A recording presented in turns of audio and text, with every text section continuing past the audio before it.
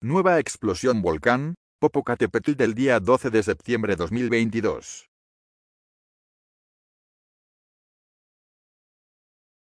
Cámara independiente de Diego por X, canal de YouTube Tensímez.